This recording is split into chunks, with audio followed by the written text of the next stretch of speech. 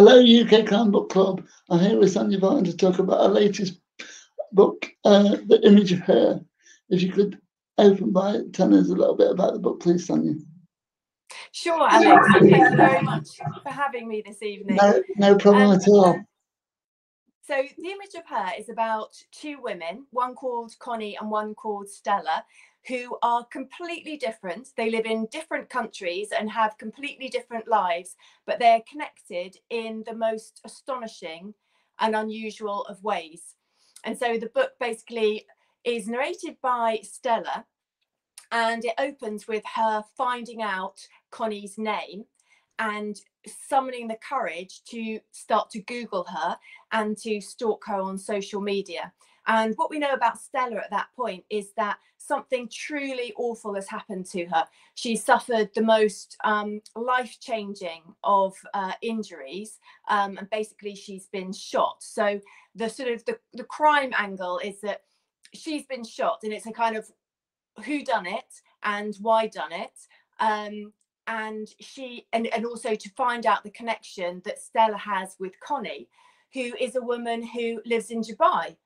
So on the face of it, there's absolutely nothing to connect them. And Stella has got this quite,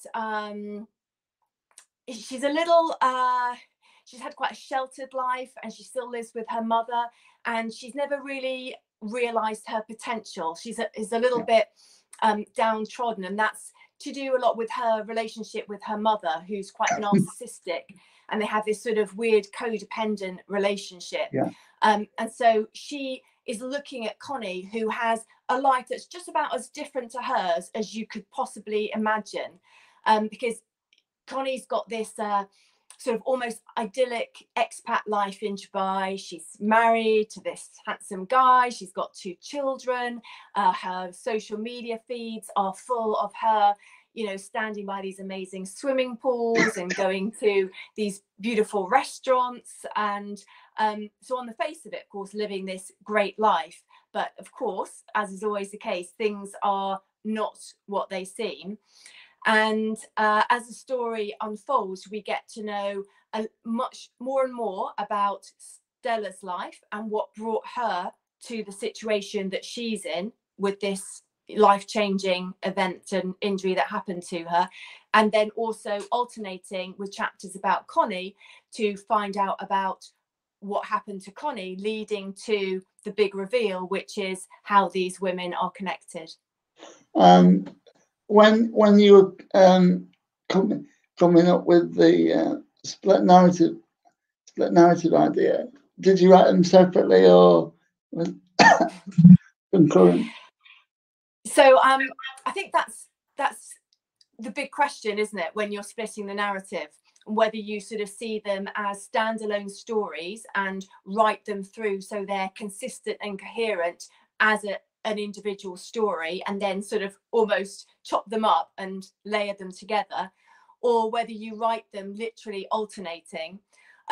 So for me, and my first book was also a dual narrative, I think that you have to write them on an alternating basis and let both the stories unfold in a sort of concurrent way, because one story feeds off the other. I mean, sometimes people think that splitting the narrative is quite a brave choice, because you can get a sense of disconnect about the story, and you might maybe sort of relate to one of the narrators more than the other and feel sort of pulled out of the story when you switch. And I think the way to avoid that is to write them both. So then you're building a story that's interlinked. And the interesting thing about Stella and Connie is that much as their lives are completely separate, the chapters are sort of linked. So when Stella is looking at Connie on social media, she might come across an interesting post, something that Connie's put on Instagram or Facebook or something, and that will trigger a sort of back into Connie's life. So we might see the photo, we might see what Stella thinks when she sees it, how she interprets it, this, you know, amazing life. And in the way that we all look at photographs, don't we, on social media, and we build our own narrative around it. You know, you can look at somebody and think, wow, that must have been an amazing night, you know, because it looks that way in that moment, that you know, snapshot is captured. But then when we switch into Connie's narrative, we might see the scene that led up to that photo being taken. And of course, the full story is far deeper and more involved, and less idyllic than the photo would suggest. It was social media always your way in, or did you alter it? Yeah, because the interesting thing about Stella and Connie is that although they are connected in the most profound of ways, they never meet. So at the point that Stella is Googling Connie, she's never met her, and the reality is she never will. So it's an interesting setup that, well, why is Stella so fascinated with Connie? So that she thinks about her all day, every day, that she wants to find out everything that she can about her. And of course, when we develop a fascination with someone that we've never met and never will, often all the information that we have about them and will ever have about them will be what we can find on the internet. So that's basically her starting point. Most of it is social media. Towards the end, there's something else that she finds out. And then, of course, there's Connie's husband, who Stella is in touch with. So I suppose, you know, initially the reader might be thinking, well, what's the obvious connection? You know, maybe a love triangle, you know, and it really isn't that. It's something far more unusual than that. But she does have a connection with Connie's husband, and he sends her some information. But yeah, so most of the image and picture that Stella's able to build about Connie comes from what she can see from her social media feed. And of course, there's another way of images are constructed with Alzheimer's too. What was it about that in different form of images that made you decide to put that in the story too? Yeah, so part of Stella's difficulty and what brings her part of the story to a head is that the pressures in her world intensify because this codependent, claustrophobic relationship that she has with her mother intensifies when her mother develops semantic dementia. So it's not actually Alzheimer's, because Stella's mother's quite young. She's 55, so it's a form of like a different kind of frontotemporal lobe dementia, which has an earlier onset. And Stella's mother is a writer, and she basically loses her words, which is one of the symptoms of semantic dementia.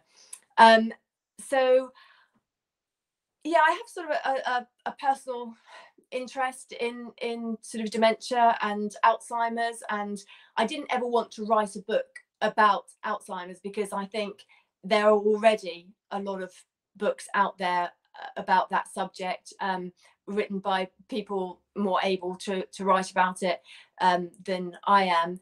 But it's just something that I've always been interested in, memory, and it's really memory that's one of the key themes of the book, because so we've got the, you know, Stella's mother who's losing her words and is succumbing to dementia, but also when Stella sort of frames her thoughts and her recollections about her mother and about the events that lead up to the catastrophe that happens to her, which leads and precipitates her being joined, connected with Connie. She looks at them in the context of memory and how it fails us all. So, of course, the extreme of the failure of memory is dementia, but there are a lot of other things that happen to memory which are perfectly normal and aren't any kind of illness or disease, but they're just ways that our memories don't work in the way that maybe we expect them to. So I think we kind of see memory as, well, you either remember it or you don't. But that really isn't true. And there's a very interesting book called The 7 Sins of Memory by Daniel Schrader. And he sort of explains how you can, the different ways that memories that do fail. Like you can, so eyewitness testimony, for example, you can have an eyewitness and they will give what they think is a completely honest account of, you know, a crime that they've witnessed or something, but they could be wrong because they maybe have mixed up a memory. So they saw a guy with a red baseball cap, you know, who they think then is the accused, but actually they saw that guy just before they went into the shop, you know, rather than the moment they did. And they've kind of conflated two memories. And, you know, that happens because in, you know, court hearings and when people give evidence, they're not always 100% reliable, even though they're not lying. They believe 100% in what they're saying, but it's actually wrong. And another really good example is the Lost in the Mall study, where this boy was told that he had been lost in a mall at age 5, and he never was, and he had no recollection of ever being lost because it never happened. But by the time it had been suggested to him that he had been lost, and everybody had said, no, but you know, you must remember, then he started to remember and have genuine memories, and what he believed were genuine memories, even though that never happened. So the whole of Stella's narrative is, she's not an unreliable narrator as such, but she questions some of what she says, and she looks quite analytically at her own memories and, you know, and her relationships, and how, you know, she rebuilds them in her mind. And she acknowledges that, you know, when you look at someone in your past, for example, you know, like an old relationship, a boyfriend, that she can really remember him however she chooses to.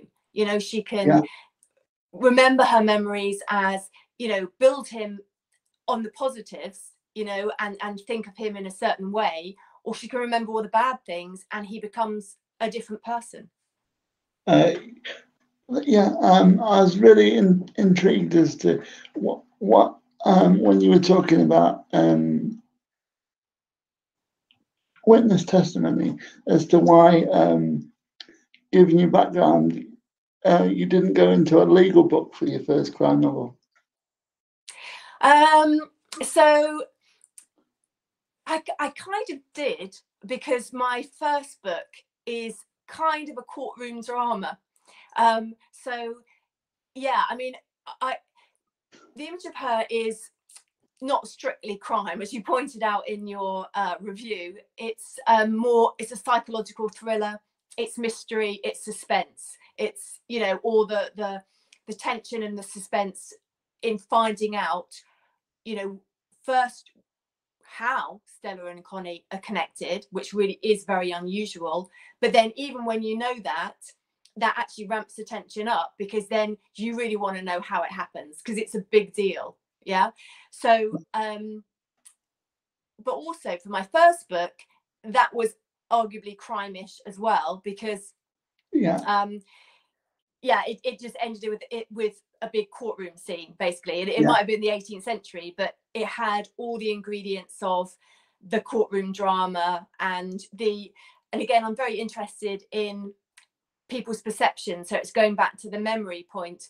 When we looked, so my first book, when we had the courtroom scenes, we're looking at evidence and how one person can skew a story. So, you know, you can take different elements or there can be two people in a room who witness the same things happening, but they take away something completely different, and their narratives can be completely different, even though the events they witness are exactly the same. And then you can hear these different perspectives in court. So yeah, that's a really interesting question, and I suppose my answer is that I kind of already did that for my very first novel. So I wanted to steer away from like the true courtroom stuff for the second, but it's something I can see myself.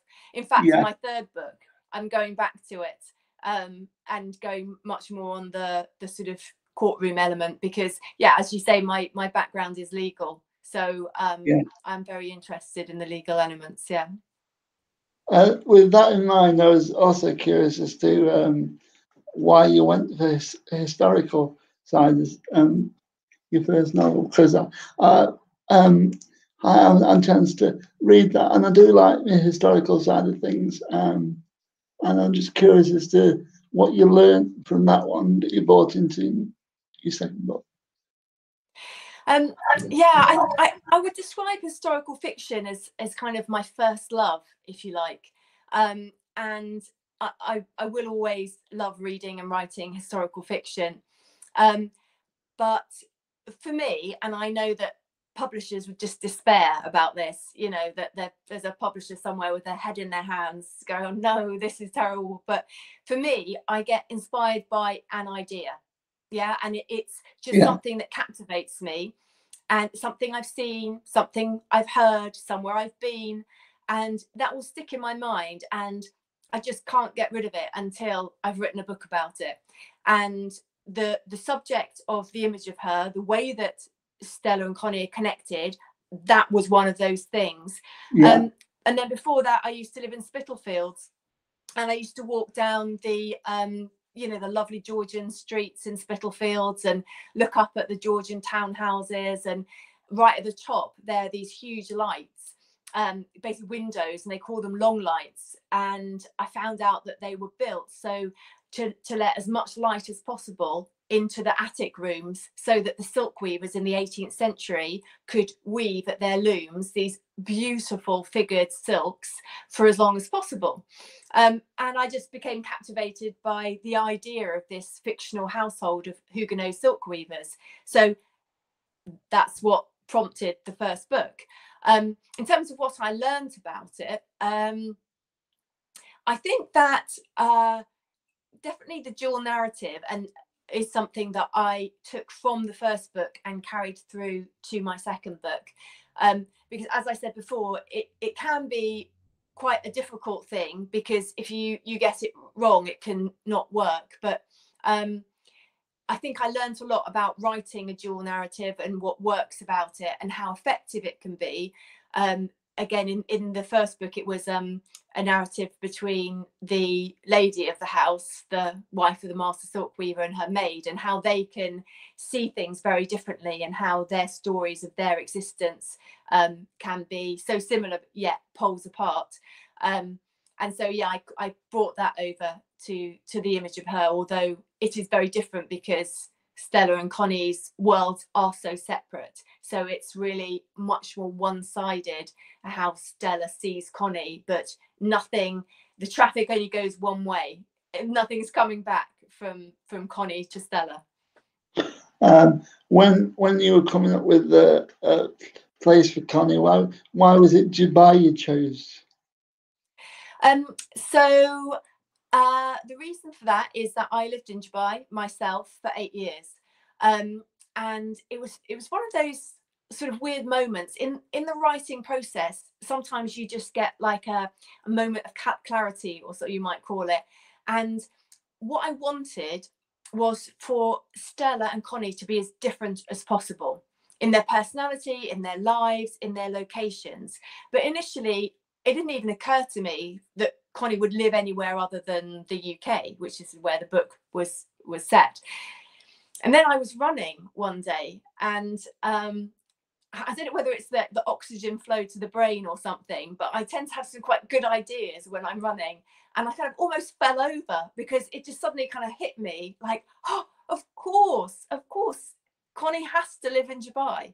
And it was just a complete revelation to me, because you can imagine that if you are someone who lives in England, maybe has never left England, lives with your mother, has quite an insular life, what could be sort of more glamorous to you than looking at somebody's life, not only, lived very differently to yours, but lived in a completely different country. And, I think particularly now, and more so than when I lived there, and I left in 2014, it's become sort of, I don't know whether glamorous is the word, but it's quite popular, isn't it, amongst influencers and people from Love Island, and you know, so it's become glamorous in a sense, and you know, it makes a great photo, doesn't it? I mean, I guess that's why all the influencers are there having their pictures taken in Dubai, because it does make a great photo. So that all sort of helps to build a picture of Connie as someone almost otherworldly to Stella, you know, untouchable, unreachable, glamorous, almost film starish in her lifestyle. But of course, her life isn't like that, because no life is ever like that, as you know, glamorous or whatever as we perceive anyone to be, even genuine film stars or whatever. Their lives aren't, you know, as gilded as they might appear.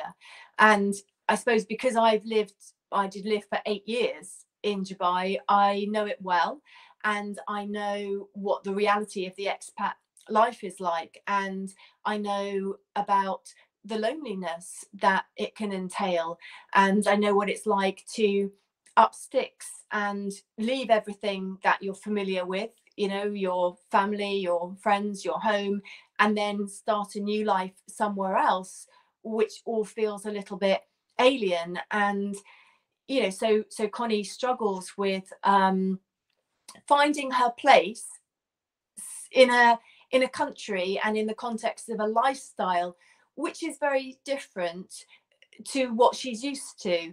And I think the interesting thing about Dubai is that for women particularly, if you, as an expat, you can, I mean, some women go out there and bring spouses with them, but often maybe it's, if it's your male partner and you're used to working, then you have to sort of get used to a slightly different life. And certainly that's what happens to Connie. She's was a working mother of 2 in England, and she had a job that she loved, and somehow when the family is looking at their options and, you know, weighing up this great opportunity her husband has, her job and her personal fulfillment didn't weigh quite as heavily in the balance as her husband's did, you know, because he's the bigger earner, etc., etc.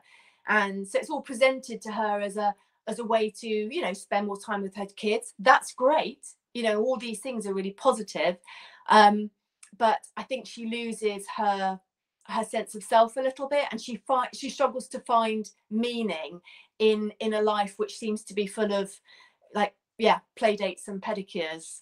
And so then she's looking for something, she's kind of looking for a cause, she's looking for something to give meaning to her life, and she finds that through what happens with her so-called Filipino housemaid. And I use that word because that's the word that's used there, but basically the migrant domestic workers, often coming from places like the Philippines, coming over to Dubai, and that basically accesses a whole side of Dubai that we don't see, that is not on the, you know, social media feeds of influencers or anything. It's very much behind the scenes. It's about exploitation and abuse, and the very real difficulties that these women and men actually face when they come to Dubai to find what they think is going to be a great opportunity, same as Connie and her family, but actually can turn out very differently. I must admit, when I was describing that in the review, and I thought, because different ways that the different countries would see it, because in this country might as well be seen, it could be seen as slave labour in this country. So, because I described it as in this country, what is legal is illegal is different to what in other countries. How is the portrayal of that come across in other reviews that might have covered it? In terms of that specific of the that issue, well, Yeah, I mean, it's domestic slavery. I mean, I think it's totally appropriate to use the word slavery in relation to some of what goes on in certain countries in relation to migrant domestic workers. Not all, obviously, but so I was aware of the issues, obviously, from living in Dubai, but I re-researched it because it had been a few years since I'd been there, and I was I was encouraged and pleased to see that the law has actually changed. So migrant domestic workers have way more rights now than they did even back in 2015 when I was there, 14. But I think it's one of those situations where there's a little bit of a lag or a disconnect between what the law says and what's still actually happening, because the situation is very complicated. I mean, initially they had something called the kafala system, which is basically sponsorship, where in order to get a visa, you have to have a local sponsor. So if you go to work for a family, then your employer is your sponsor and is your right to remain in the country. So you can see that if you have problems in your job living with this family, then there's not much you can do about it, because you can't leave, because they are your right to remain in the country. So what Arab nations and Middle East nations are gradually doing is abolishing the kafala system and enabling migrant domestic workers to terminate their employment, but not their right to remain, and therefore change employers if there's a problem. And then they're enshrining rights as to days off and rest breaks and basic standards of treatment. And this all plays into my background, because I was a human rights and discrimination lawyer before I left to go to Dubai. So, and I specialised in employment discrimination, basically. So I was always very interested in these issues right back from when I lived there. And it was good to see that progress has been made in the law. But the reality is that, I mean, it's been illegal for many, many years for employers to take the passports of migrant domestic workers, but it didn't stop it happening. I mean, it still happens now, and it was still happening when I was there, even though even at that stage it was not allowed. But the reality and what happens in practice sometimes doesn't comply with the law. Yeah. With your background as a lawyer, what made you decide to go into writing books? Because they are very different disciplines, aren't they? Yeah, I was always quite interested in journalism, and it was something that an idea I toyed with to move across to journalism. I think I just got to the point. I mean, I actually trained in the city, in a sort of big city law firm. And then I hated that. I was not cut out for the corporate world at all. And I liked the law much better when I was able to join this human rights discrimination unit, and then eventually to find my niche as a employment discrimination lawyer. But I think a few years on, I was finding it a little unfulfilling, maybe a little boring. I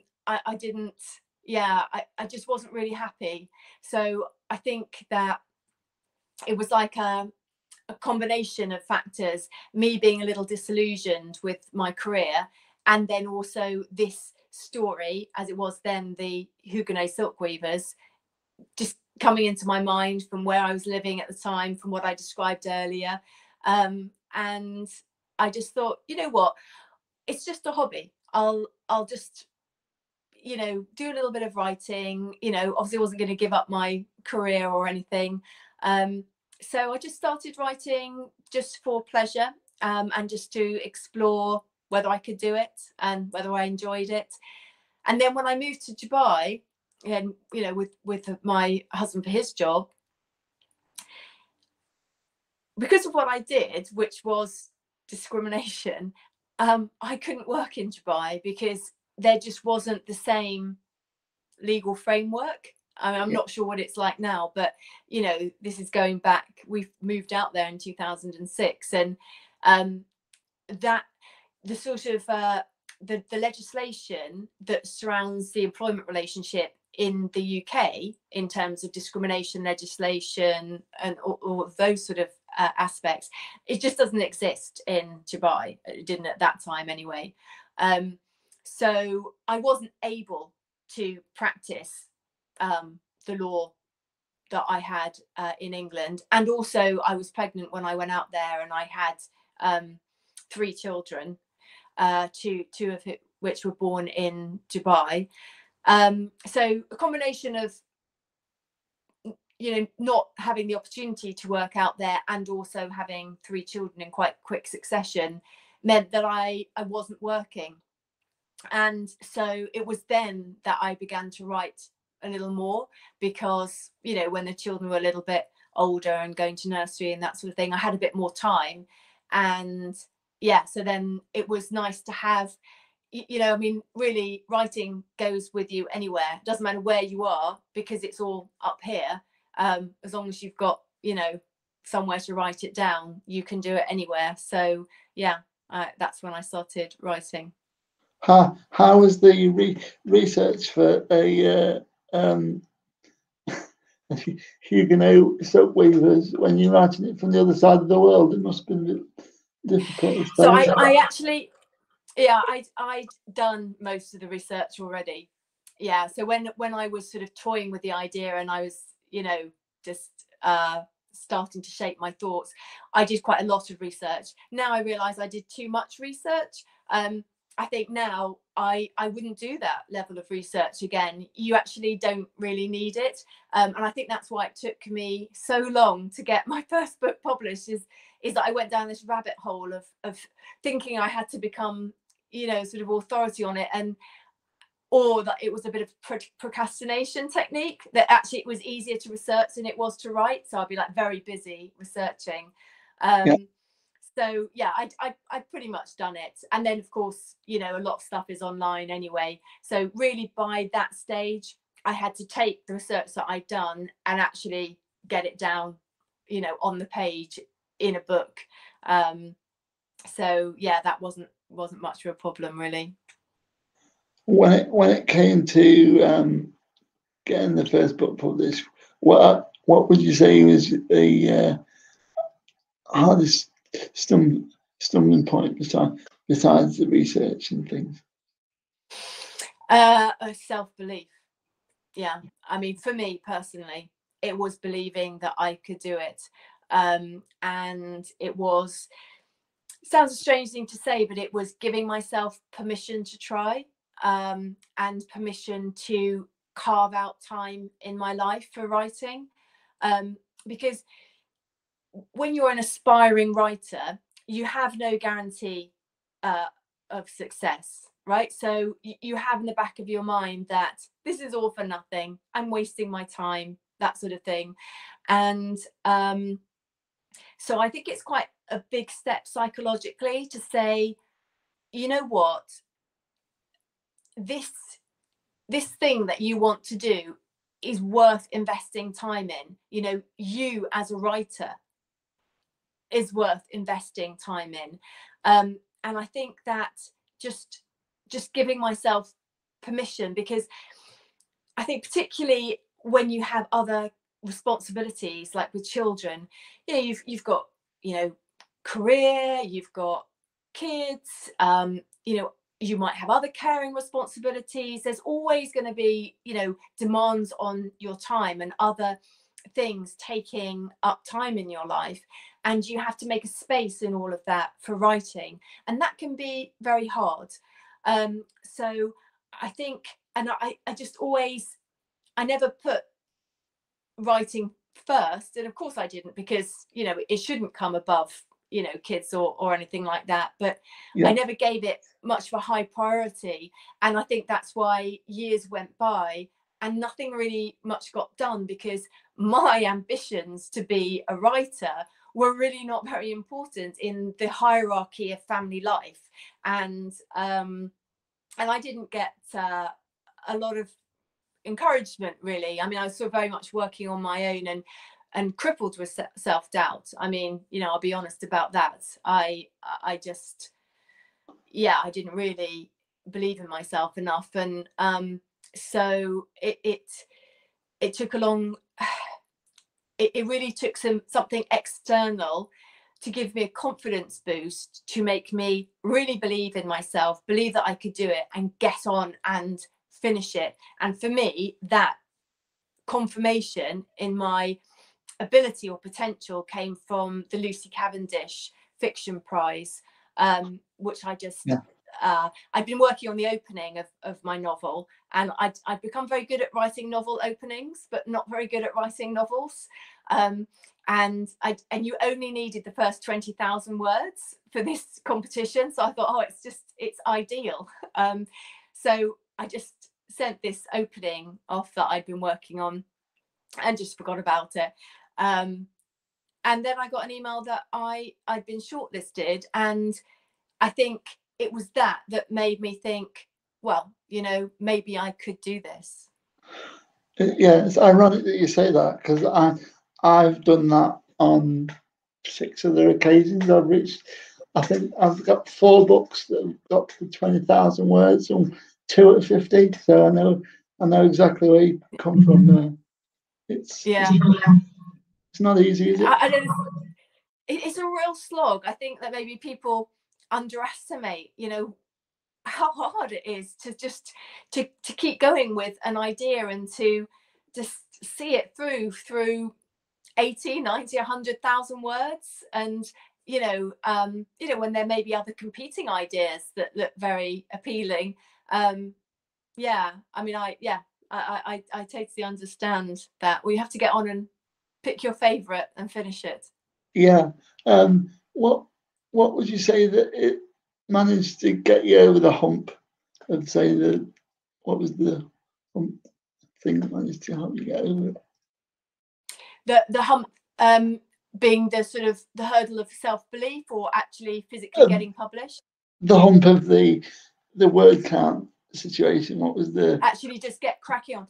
Yeah, so it kind of came in stages, because after the Lucy Cavendish, somebody suggested I should enter the Myslexia novel competition. So I just sent the opening into that as well. Now, the thing about that one was that you actually had to have a finished novel, but it only had to be minimum 50,000 words. So I got longlisted for that one, and I did not have a book. And I just remember it was just this ridiculous situation.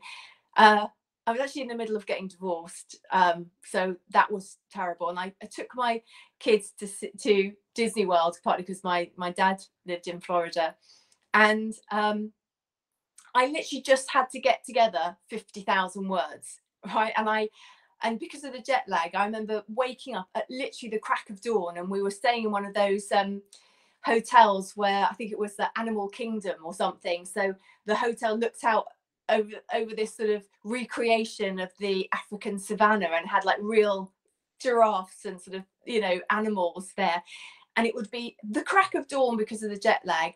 The giraffes would be waking up, nobody else, and it would be me on the balcony of our hotel room with the giraffes bashing out a few more words whilst my kids were still asleep. And literally I got to 50,001 words, typed the end and sent it in. And yeah, it kind of makes me laugh to think about that now. Unsurprisingly, I did not get shortlisted. I got nowhere in that, nowhere further in that competition, because it wasn't, you know, it wasn't very good.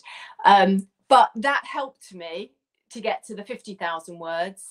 And then I think from there, then I had a little bit of input from people in the industry, you know, agents who had been involved in the Lucy Cavendish, a lovely lady who actually won the Lucy Cavendish competition in the year that I was shortlisted, called Emily Midarokawa. She's a teacher of creative writing, and you know, she had a look at, you know, my cobbled together 50,000 words, and she, you know, so I then rewrote it, and I rewrote it again. So I think it's not a case of, you know, sort of 0 to 60 in you know 60 seconds. It's a stop-start sort of process, yeah, for me anyway, and I think for a lot of writers. You know, you get to certain milestones, and then maybe there's a delay, or there's a hurdle, and then something helps you get to the next bit and the next bit, and eventually I got there in the end. But it was not, you know, a seamless process by any means. So to say that you're an inspiration writer, and that you've written in a modern and the historical sense, do you have any idea of how many ideas you've got in your archive ready, or do they just pop up? Yeah, I mean, you know, you got to hope that you've got some in there, right? So for me, and I think sometimes, you know, going back to what we've just been talking about, when you look ahead and you think, I've got to write a book and it's got to have at least 80,000 words, it can look like this enormous task, and it's very daunting. So better to sit down and say, right, today I know what scene I'm in my head, and I know what these characters are going to do for the next few minutes or hours, and I'm going to write that. And then tomorrow maybe I'll come back, or the next week, and I'll write the next bit. So I think that that's also the case with ideas. If I sit down and think, what are my ideas for future books, then I could get quite terrified and think, maybe I don't have any, or maybe I don't have enough. So it is enough for me to have the next idea. Yeah. So as long as there's the one more idea, that's all I need. So I have a book that I'm really excited about, that I'm working on now. I know where I'm going with it. And that's, for now, all I need to know. I don't know what the next book will be. Genuinely, I don't know what the one after that is. But I think sometimes your brain only has a certain amount of space in it. And at the moment, it's full of my third book. When that's finished, it's like a naturally evolving organic process. There will be, it's like a vacuum, isn't it? Once that book's finished, there will be a space in my head that's empty. And I'm really hoping that something will come in to fill it. How long the gap did you need between book 1 and 2 for the break, for the inspiration to hit? Not that long, actually, because the interesting thing about The Image of Her is that it's based on something that I heard on the news quite a long time ago. And it was just one of those things that, you know, sometimes you just hear something and it makes you stop what you're doing, and you think, what have I just heard? I mean, I can't believe, how could that even have happened?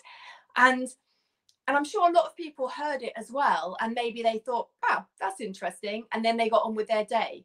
Whereas for me, I was like, no, really, how could that happen? And I couldn't stop thinking about the fact that there were two women, and this was what I heard on the news, whose lives came together in that extraordinary way.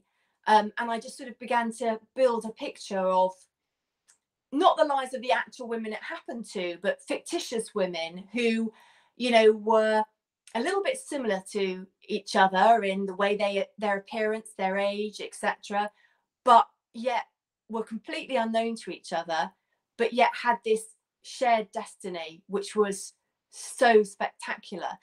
And so I suppose that was just a thought that never left me, so that when I finished my first book, the seed was already planted.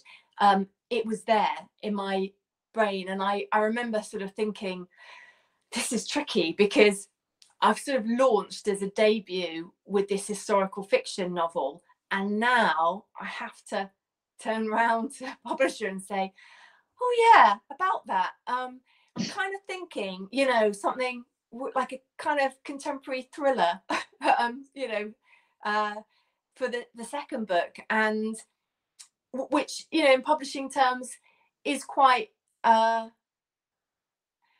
problematic, but I think, you know, the advice is to write the same but different. Yeah, so you want to write another book that you can sell to all the people who liked your first book.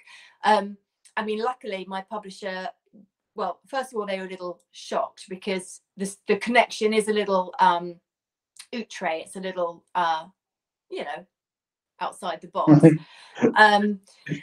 So just, yeah, I'm sure you agree, having read it. But after the shock, they were like, no, this is like a really, you know, great idea, and they were on board, and I'm so grateful to Quercus for that, because you know, I felt this idea was so compelling. I like couldn't, it had really hooked me, and I of course I could have written another historical novel, but I think it would have been, you know, my heart wouldn't have been completely in it. So if you're not completely fascinated by the book that you're writing, how can it be fascinating to the reader? I think that it's a bit of an uphill struggle, you know. With the fact that Quercus have given you the freedom to kind of move genres, is there any genre that you might want to write in the future that you've been inspired by, that you read maybe? Or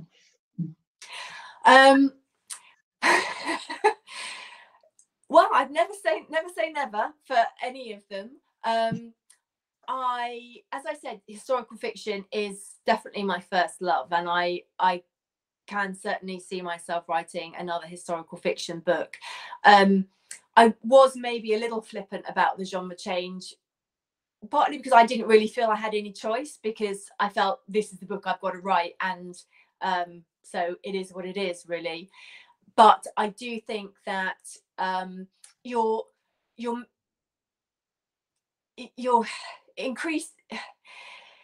making it hard work for yourself if you do keep swapping genres. Not that you can't do it, but I think, you know, if I now sort of started a, you know, dystopian fantasy trilogy, I think there would be heads in hands, and yeah.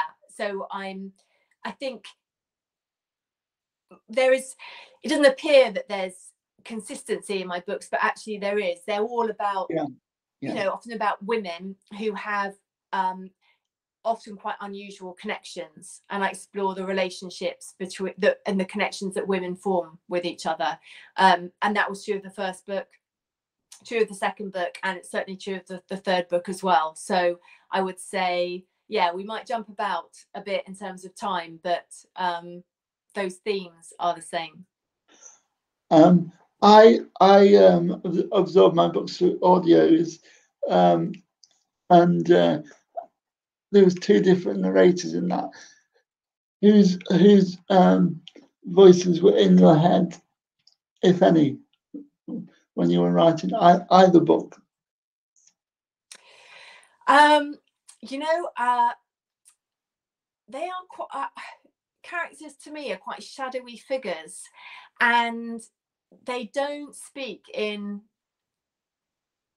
It's like I intuitively know what they're saying, but they don't speak to me. They don't speak out loud. I don't hear them. I feel like I always think it's a bit like being a spirit medium. You know,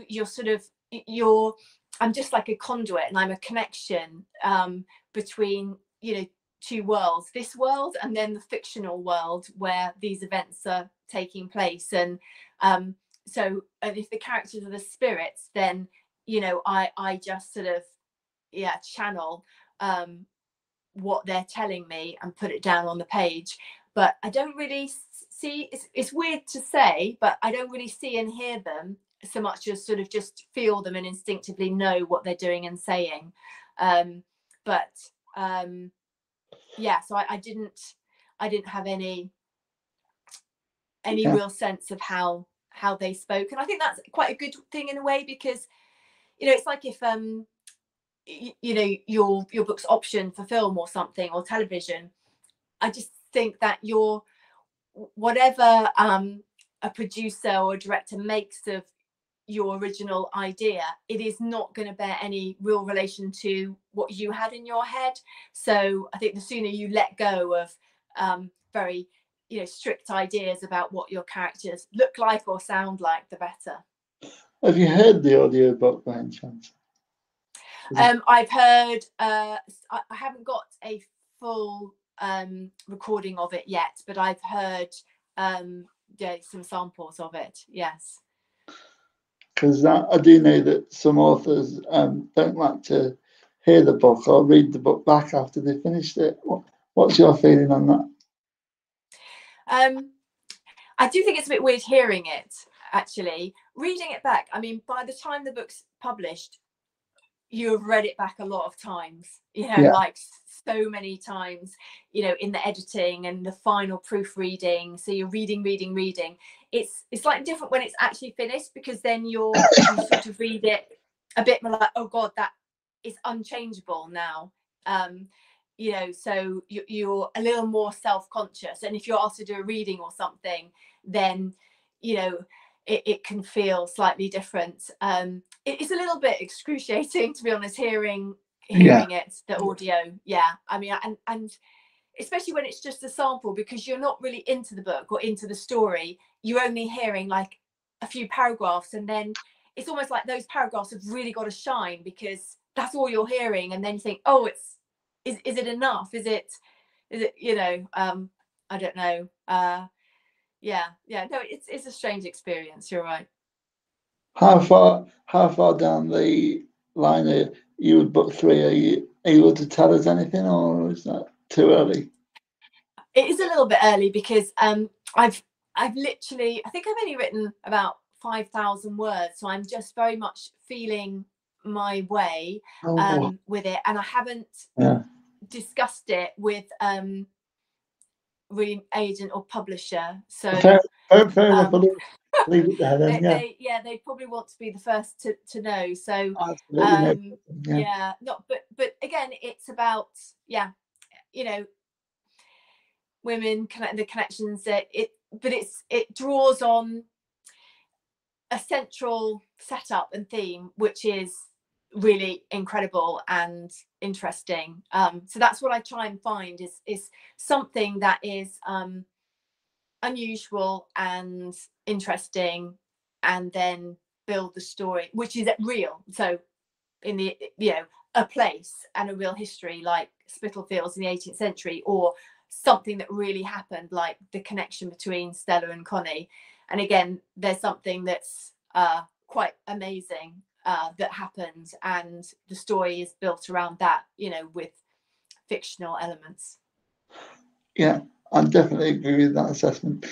Given how you've written from different sides of the world, is there anywhere now that we're able to go to other countries that you want to write about?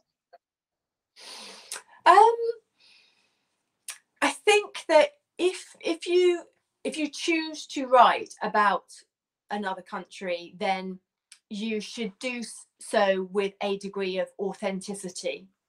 And I felt I was able to do that about Dubai because I lived there for really quite a long time. You know, because you have issues with, you know, sort of cultural appropriation and that sort of thing. And I was very clear when I wrote The Image of Her that all I was ever doing and able to do was to write from the perspective of, you know, this sort of, you know, middle-class white woman dropped into Dubai life as an expat, and that's it. And because that is in the you know, the scheme of my own experience, then I feel I'm allowed to do that. I don't know if there's another country that I feel that I know well enough, or I have enough experience of, to be able to write about it. You know, that said, actually, that book 3 is set somewhere else in a different country. Yeah, but it's going back a little bit in time. So I think when you've probably got a little bit more leeway with historical fiction, because of course you weren't ever there. Yeah, and it doesn't matter whether it's 18th century Spitalfields or anywhere else in the world. You were not there, and you are completely imagining that environment and that setup. So given that you're imagining it from scratch based on research rather than personal experience, I think with historical fiction you maybe can travel around a little more. So yeah, but I think in terms of a contemporary setting, I would be nervous about writing about any country that I hadn't really lived in myself. Are there any writers that you would recommend to the readers that you read that you would say you've been inspired by?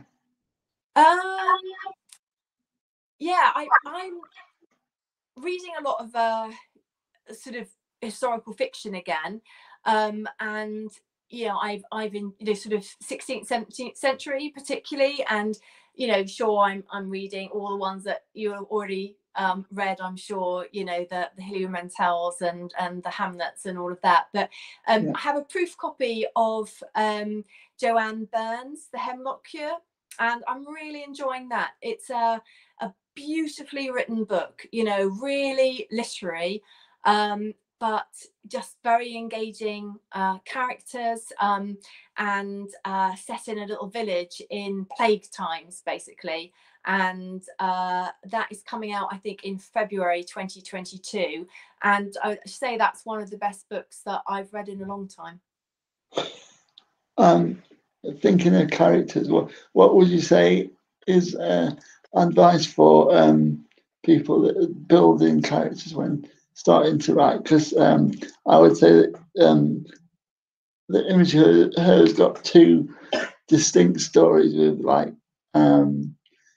distinct characters in it. So that's what made me think of the question,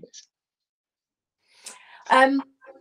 I would say they have to be very real people to you in order for you to be able to write them in a convincing way. And you know, this sounds really kind of bonkers now, and I know, I mean, it is a kind of, writing is like kind of form of madness in a way. You know, those characters are really real to me, that they just are, they exist in a real sense, and because they exist for me and they have personalities, and you know, without wanting to sound completely potty, you know, I can sort of almost say, well, that's what Stella would have done, or well, Stella wouldn't do that. And because she exists as a real person to me, and I know that there are lots of situations where that aren't explored in the book, they're not written about, but you know, these characters would have an opinion about it, you know, and I would know what they would do if they were there. So I suppose they've got to be very real to you first, and then once they are, you will be able to write about them in a convincing way. But I think that in order to be able to do that, you have to live with them for a while. And I think one of the things that people don't appreciate about the publishing process is that it is quite long, and in order to, so you finish a book as a writer, and then the book comes out maybe 18 months later, and in that time you're busy with edits, and you know, the sort of, it's going through all the, you know, process of, you know, early proof copies, etc., etc. Then it's published. So when it's published, it's new to everyone. It's like, oh, your new book. But actually, to you, it's not new. That's the last book. And in the meantime, a year and a half has gone by, and you haven't been writing that book. So in that time, you're thinking about the next book. And for me personally, I would say you can't rush the starting of the book. It's like, you know, kind of marinading something. You know, if you want to have a really flavoursome dish, then maybe leaving your ingredients to marinate a while is going to enhance that. And I think, so for me, getting the idea does not mean that I then go, oh, that's great, you know, and then sit down and write a book. I get the idea and then it sits with me for months, if not years. And that's where the time that the characters are evolving and developing. And at the end of a process of thought for some months, they should be quite developed as characters, and you should know whose story it is, not just what the story is, but whose the story is and how they're going to tell it. And then your characterization should be better. Thank you so much for such a fascinating look into your new book, and hopefully lots of people will be just as intrigued as I was.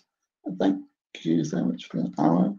And I'll be definitely reading your next one. Thank you very much.